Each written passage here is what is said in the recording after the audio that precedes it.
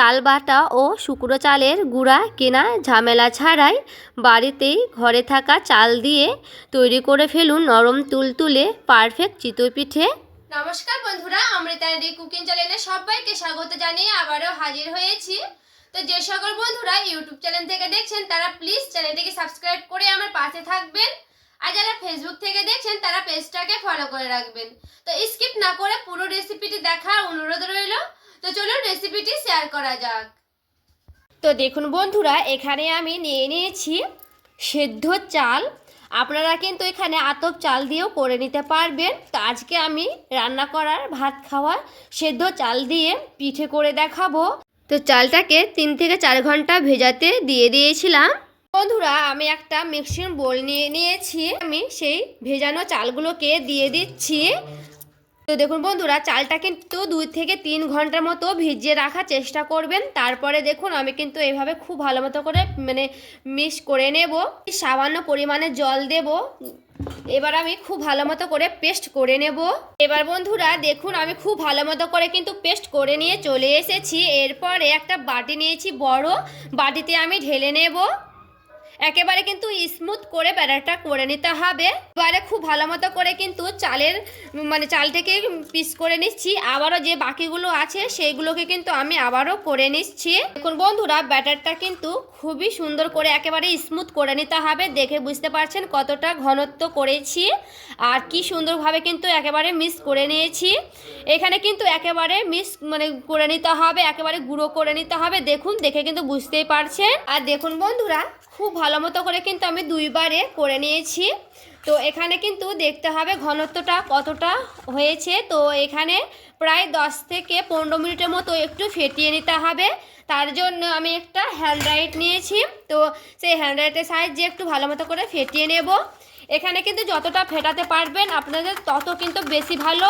চেষ্টা করবেন বেশিক্ষণ ধরে ফেটানোর। তো দেখুন খুব ভালো মতো করে কিন্তু আমি ফেটিয়ে নিচ্ছি। একটু সময় ধরে কিন্তু ফাটানোর চেষ্টা করবেন বন্ধুরা। দেখুন সেই মিক্সিতে কিন্তু অল্প করে লেগেছিল, তার জন্য একটু জলটা বুলিয়ে আমি দিয়ে দিচ্ছি। পরিমাণ মতো কিন্তু জল দিতে হবে, জলের মাপটা কিন্তু দেখে দিতে হবে। আরও আমি কিন্তু একটু ভালো মতো করে নাড়াচাড়া করে নিচ্ছি। খুব সুন্দর করে কিন্তু হ্যান্ড রাইটের সাহায্যে ফেটিয়ে নিচ্ছি। এখানে বন্ধুরা যতটা ফাটাতে পারবেন আপনি তত কিন্তু চিতই পিঠেগুলো ফুলকো ফুলকো হবে ও জালিযুক্ত হবে। আর দেখুন বন্ধুরা কতটা একেবারে কিন্তু ফাইন করে নিয়েছি, দেখে বুঝতেই পারছেন। তো দেখুন ব্যাটারটা কিন্তু পুরোপুরি রেডি করে নিয়েছি। এবার আমি 1 ঘন্টার মতো ঢাকা দিয়ে রেখে দিচ্ছি। 1 ঘন্টা পর কিন্তু ফিরে আসব। এবার আমি 1 ঘন্টা পর ফিরে এলাম। আর দেখুন কতটা কিন্তু ঘন হয়েছে। এখানে কিন্তু আমি দেখুন আবার একটু নাড়াচাড়া করে নিচ্ছি। তো দেখে কিন্তু বুঝতে পারছেন কতটা ঘনত্ব হয়েছে। এখানে আমি আবার 5 মিনিটের মতো খুব সুন্দর করে নাড়াচাড়া করে নেব। তো এখানে পরিমাণ মতো দিয়ে দিচ্ছি অল্প করে আবারও জল। বাটারটা কিন্তু নিজেদের পছন্দ করে একটু মতো করে দিয়ে দিতে হবে, কারণ কোনো ঘন যেন বেশি না হয় আর বেশি যেন পাতলাও না হয়, তার জন্য। তো দেখুন দেখে কিন্তু বুঝতেই পারছেন ব্যাটারটা আমি কতটা পাতলা বা ঘন করেছি। তো দেখুন বন্ধুরা, এখানে আমি দিয়ে দিচ্ছি লবণ। তো মিষ্টি জিনিসে কিন্তু একটু লবণ দিলে বেশি ভালো লাগে। লবণটা কিন্তু আপনারা বাদ দিতেও পারেন, কিন্তু লবণ দিলে বেশি ভালো হয়। তো দেখুন লবণটা দিয়ে একটু ভালো মতো করে আবারও আমি নাড়াচাড়া করে নিচ্ছি। তো এখানে আমি দিয়ে দিচ্ছি বেকিং পাউডার। তো বন্ধুরা, বেকিং সোডা দেওয়া যাবে না, বেকিং পাউডারই কিন্তু দিতে হবে। তো বেকিং পাউডারটাকে দিয়েও খুব ভালো মতো করে আমি আবারও নাড়াচাড়া করে নেব। তো দেখুন আবারও আমি 5 থেকে 10 মিনিটের মতো খুব ভালো মতো করে একটু ফেটিয়ে নিচ্ছি। যতটা ফাটাবেন তত কিন্তু ফুলকো ফুলকো ও জালিযুক্ত হবে চিতই পিঠেটা। ফাটাটাই কিন্তু আপনার হাতের কাজ হবে বন্ধুরা। খুব সুন্দর করে কিন্তু ফেটিয়ে নিতে হবে। তো দেখুন এইভাবে কিন্তু আমি পাতলা রেখেছি। দেখুন একটা রেখা টেনে দেখাচ্ছি কতটা সুন্দর হয়েছে। তো এখানে বন্ধুরা আমি একটা ছাঁচ নিয়েছি, মাটির ছাঁচ। তো আপনারা কিন্তু এমনিও করে নিতে পারবেন। তো আমি আজকে ছাঁচ দিয়ে রান্না করব পিঠেগুলো। তো দেখুন এখানে আমি কিন্তু ছাঁচটাকে খুব ভালো মতো করে গরম করে নিয়েছি আগে থেকে। তো বন্ধুরা ছাঁচ কিনে কিন্তু ডাইরেক্ট পিঠেটা দিবেন না, নাহলে কিন্তু ভালো হবে না। তো এখানে কিন্তু প্রথমে লবণ দেব, লবণটাকে দিয়ে ভালো মতো করে লবণটা মানে একেবারে গরম করে নিতে হবে। তো দেখুন লবণটা যখন একটু ফুটতে লাগবে তখন কিন্তু জানবেন যে মানে হয়ে গেছে, সরাটা গরম দেখবেন।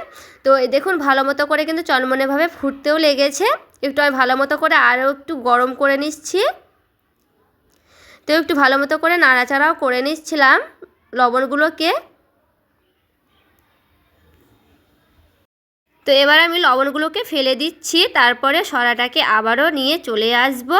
তো দেখুন ছাঁচটাকে কিন্তু খুব ভালো মতো করে পরিষ্কার করে নিয়েছি। তো এবার আমি খুব ভালো মতো করে একটু লবণগুলোকে মানে ভালো মতো করে মুছে নিচ্ছি। তো পরিষ্কার করে একটু মুছেও নিয়েছি।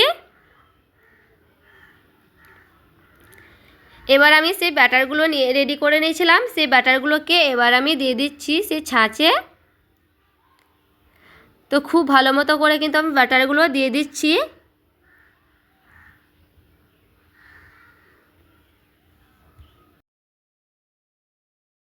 তো দেখুন পিঠেগুলো কিন্তু দেওয়া হয়ে গেছে। এবার আমি ঢাকা দিয়ে ঢেকে দিচ্ছি, প্রায় আমি 1 মিনিটের মতো কিন্তু ঢাকা দিয়ে রাখবো। 1 মিনিট পর কিন্তু আমি তুলবো।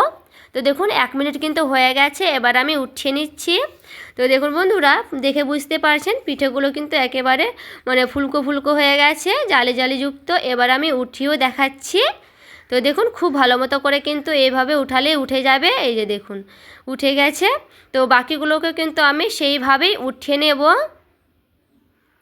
দেখুন দেখে কিন্তু বুঝতেই পারছেন কত সুন্দর কিন্তু সেদ্ধ হয়েছে ভেতর থেকে, পারফেক্ট। তো এইগুলোকেও আমি এবার উঠিয়ে দেখাচ্ছি। তো দেখুন এবার আমি কিন্তু সেই ছাঁচটাকে দিয়ে তেল ব্রাশ করে নিচ্ছি, অল্প করে তেল ব্রাশ করে আবারও একটু মুছু মুছু করে নেব খুব সুন্দর করে। তো দেখুন ব্রাশ করা মানে খুব ভালো মতো করে কিন্তু তেলটাকে মুছে নিয়েছি।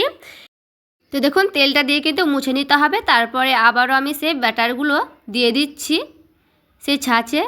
পিঠে কিন্তু আপনি যেমনভাবে করবেন তেমনই কিন্তু হবে। তো বন্ধুরা এইভাবে কিন্তু আমি সবগুলোকেই মানে ছাঁচে দিয়ে দিচ্ছি সেই ব্যাটারগুলো। তো খুব সুন্দর করে কিন্তু আমার দেওয়া হয়ে গেছে। এবার কিন্তু আমি ঢাকা দিয়ে আবারও কিন্তু সুন্দর করে ঢেকে দেব, দিয়ে প্রায় 1 মিনিটের পর আবার আমি ফিরে আসব। তো দেখুন 1 মিনিট পর কিন্তু আবারও ফিরে এলাম। আর দেখুন বন্ধুরা সবগুলো পিঠে কিন্তু আমি নামিয়ে নিয়েছি। আর দেখুন দেখতে কতটা সুন্দর হয়েছে আর কতটা কিন্তু স্পঞ্জি হয়েছে, দেখে বুঝতেই পারছেন। আমি দেখুন দেখাচ্ছি সবগুলোকে, আর সবগুলোই কিন্তু খুবই সুন্দর হয়েছে। দেখে কিন্তু বুঝতেই পারছেন সবগুলো জালিযুক্ত হয়েছে আর নরম তুলতুলেও সফট হয়েছে। এইভাবে একবার হলো বাড়িতে ট্রাই করে দেখতে পারেন, খেতেও কিন্তু দুর্দান্ত হয়। আর খেজুর গুড় থাকলে বন্ধুরা তো আর কিছুই লাগবে না। এখন তো শীতের সিজনে খেজুর গুড় দিয়ে পিঠে বাড়িতে তৈরি করে অবশ্যই বাড়িতে ট্রাই করে দেখতে পারবেন। তো বন্ধুরা আমার আজকের এই চিতই পিঠের রেসিপিটি কেমন লেগেছে অবশ্যই আমাকে কমেন্ট করে জানাতে ভুলবেন না। এইভাবে একবার হলো ট্রাই করে দেখবেন, আমাকে কমেন্ট করে জানাবেন। তো বন্ধুরা আজকের রেসিপি ভালো লেগে থাকলে প্লিজ একটি লাইক করবেন আর চ্যানেলটাকে সাবস্ক্রাইব করে আমার পাশে থেকে যাবেন। দেখা হচ্ছে আরও একটি রেসিপির সঙ্গে। সবাই ভালো থাকবেন, সুস্থ থাকবেন।